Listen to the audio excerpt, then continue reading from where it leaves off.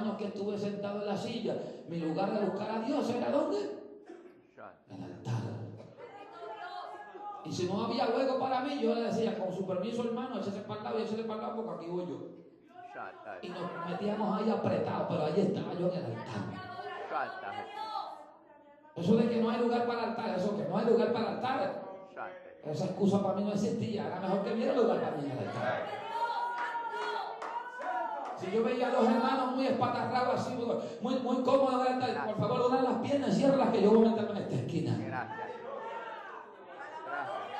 Eso me lo ocurrió varias veces porque en ocasiones pues no llegué más temprano que ellos.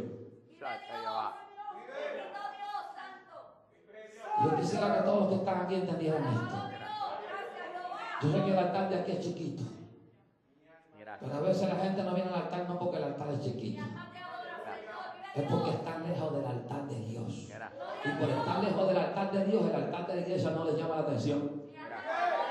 Pero cuando tú estás cerca de Dios, cuando tú estás cerca de Dios, tú sabes lo que significa el altar de Dios en el altar de la iglesia.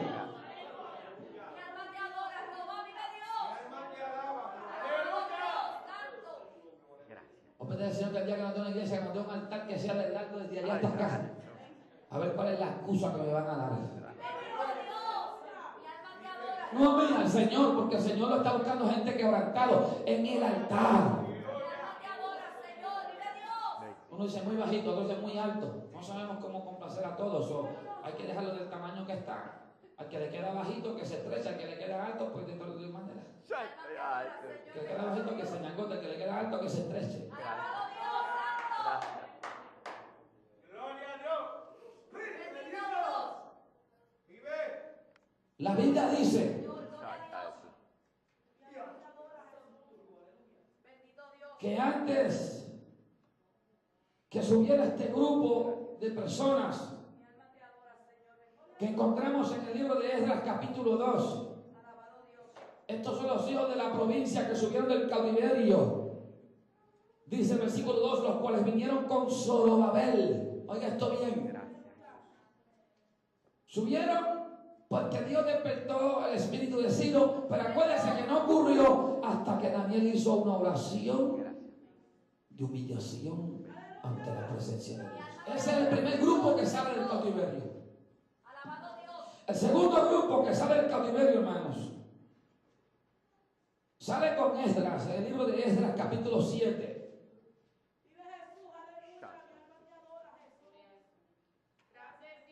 Y quiero que note algo importante también, que para que ocurriese esta segunda movida o este segundo grupo que subiesen a la tierra de la bendición, Dios tuvo que volver a poner en un hombre la misma carga que puso en Daniel para que saliera el primer grupo. El segundo grupo no salió hasta que no hubo un hombre con la carga de Dios encima que hiciese lo mismo que hizo Daniel. Daniel dice, y volví mi rostro, dice, y da a entender, hermano, que voluntariamente este hombre, no dice que el Espíritu lo agajó y comenzó a interceder, no, yo mismo volví mi rostro, fue voluntariamente, hermano, fue una decisión, yo voy a buscar a Dios, porque razón han pasado los años y no estamos bien. Él decidió voluntariamente. La Biblia dice en el libro de Esdras, y Esdras subió, versículo 6 del capítulo 7, Esdras 7:6. Esdras subió de Babilonia, era escriba, dirigente en la ley de Moisés, que Jehová Dios de Israel había dado, y le concedió el rey todo lo que pidió, porque la mano de Jehová su Dios estaba sobre Esdras.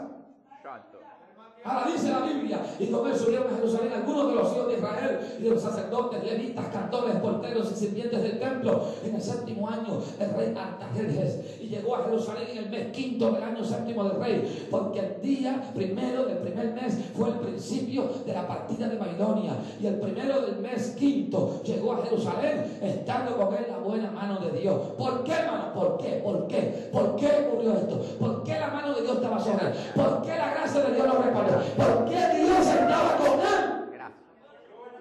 Que la gente piensa, Dios tiene que estar conmigo. Mira, Dios no va a estar con nadie que no quiera preparar su corazón para buscar a Dios. No, que Dios diga, no importa lo que Dios haya dicho, si tú no quieres hacer algo por tu propia alma, por tu familia, por tus hijos, por tu casa,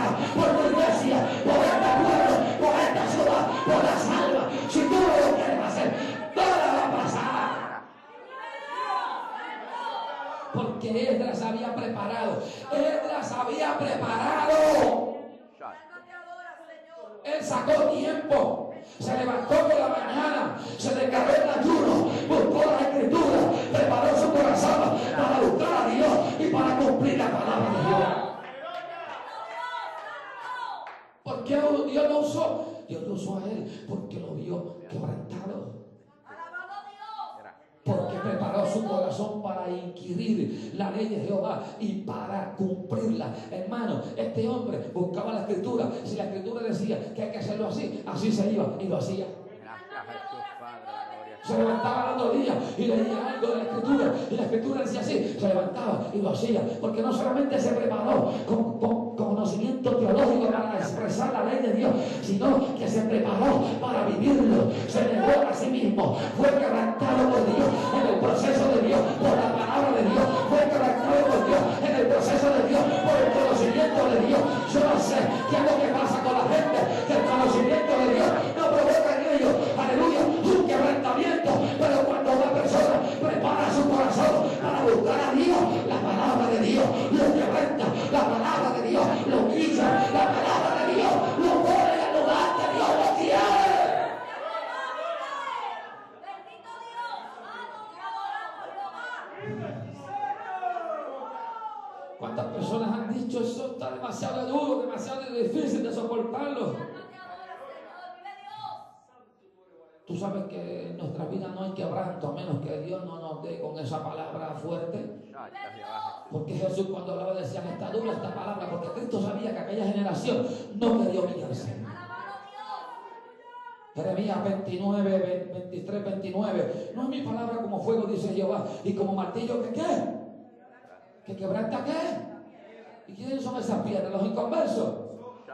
Mire, hermanos, hay más piedras en las iglesias que los mismos inconversos.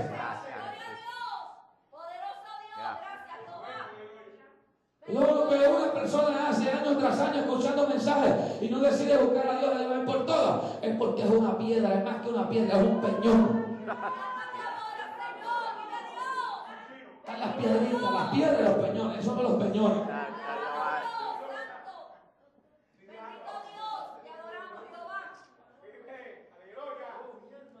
¿Por cuánto creen que Dios puede inclusive esa piedra dura meterle un marronazo y quebrantar? Alabado sea Dios. Y oramos al Señor para que cuando ese marronazo baje o ese martillo baje, el que sea quebrantado, que se humille y que no sea como algunos que son quebrantados y no hay para ellos medicina. Oremos al Señor para que cuando Dios, aleluya, decida bregar con nuestro carácter y con lo que somos nosotros en nuestro carácter, en humillación delante de Dios, en vez de rebelarnos contra Dios y sacar el puño a Dios, que tengamos la capacidad de bajar la cabeza y como hicimos ahorita, venir al Señor y mostrarnos y llorar delante de Dios, porque entonces es que comienza la bendición de Dios, es que comienza la manifestación de la gloria postera, que será mayor que la primera. Porque lo que es imposible para los hombres es posible para Dios. Alabado sea Dios. Lo único que Dios quiere es que tú y yo seamos partícipes de este propósito, es que voluntariamente nos dediquemos a hacer lo que por años no hemos querido hacer, y es quebrantarnos delante de Dios.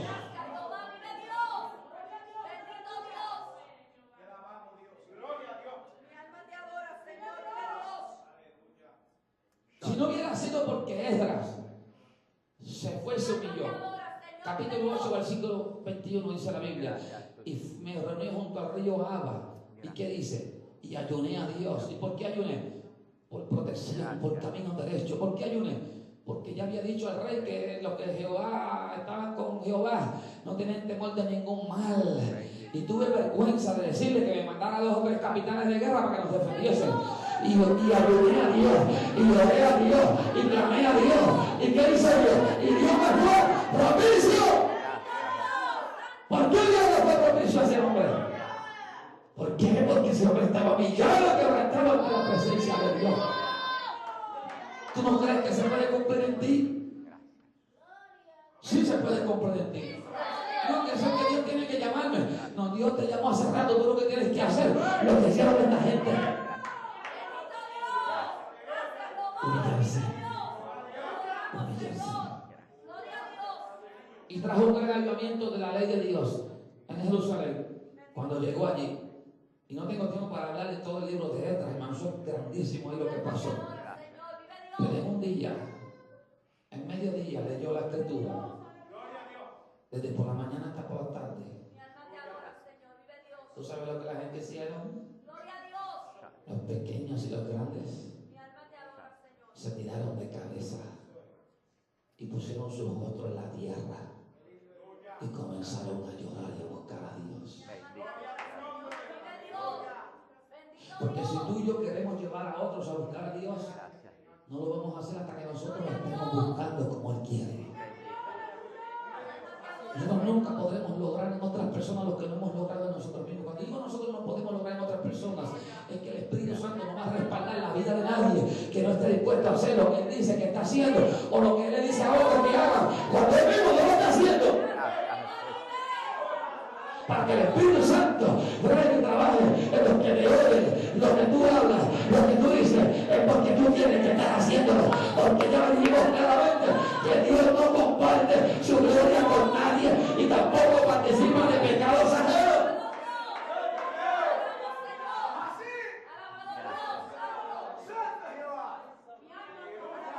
Y quiero llevarle al tercer grupo de personas que deciden subir, pero ahora van bajo la dirección de un hombre llamado Nehemías.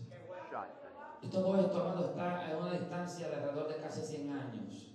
El primer grupo salió, 80 años después salió el segundo, y 13 años después salió el último grupo. Y ahora salen con la preocupación de restaurar las murallas. El primer grupo vino con la intención de reconstruir el templo bajo la mano de Zorobabel. El segundo vino con la intención de que se enseñase la ley de Jehová bajo la dirección de Esdras.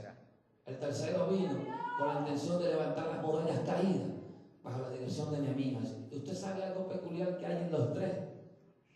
Que en los tres Dios necesitó un hombre que estuviese quebrantado delante de Dios para lograr el propósito que había destinado ya Dios por palabra de los profetas que iba a suceder.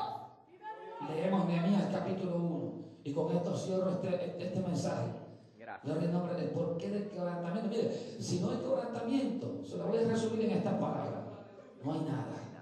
Si no hay quebrantamiento, no hay bendición. Si no hay quebrantamiento, no hay avivamiento. Si no hay quebrantamiento, no hay salvación para nuestra familia. Si no hay quebrantamiento, no hay manifestaciones del Espíritu Santo. Si no hay quebrantamiento, no hay sanidades. Si no hay quebrantamiento, no hay palabra de Dios. Si no hay quebrantamiento, no hay voz de Dios. Si no hay quebrantamiento, no hay nada. Estamos perdidos. Estamos perdidos en la iglesia si no hay quebrantamiento. Oiga esto, que hay una bendición grande de la cual le quiero hablar, que Dios se la va a dar a varias personas. Y cuando digo varias personas, porque yo sé que va a ser varias las personas que se van a dedicar a buscar a Dios. Y oígala bien, que se la voy a decir también. Eso no puede pasar por alto, pero lo voy a traer esta enseñanza. Nehemías capítulo 1, palabras de Nehemías, hijo de Hilcías, perdón. Aconteció en el mes de Quisleu, en el año 20, estando yo en Susa, capital del reino. ¿Dónde? En Susa. ¿Dónde? Por allá, bajo el imperio de los persas, siendo el servidor de la copa del rey en su gloria. No necesitaba nada, hermano. Nehemías no era un predicador, Nehemías no era un profeta, Nehemías no era ninguno de estos que posiblemente usted está acostumbrado a ver que hacían cosas grandes para Dios. Nehemías estaba en la casa del rey, viviendo una vida buena, sirviéndole vino al rey. Y vino Ananí, y oiga eso, hermano, porque le voy a decir algo ya mismo. Ananí era uno de los líderes del pueblo de Jerusalén, pero Dios no contaba con él. ¿Sabes por qué Dios no contaba con él? Porque en Ananí no había quebrantamiento.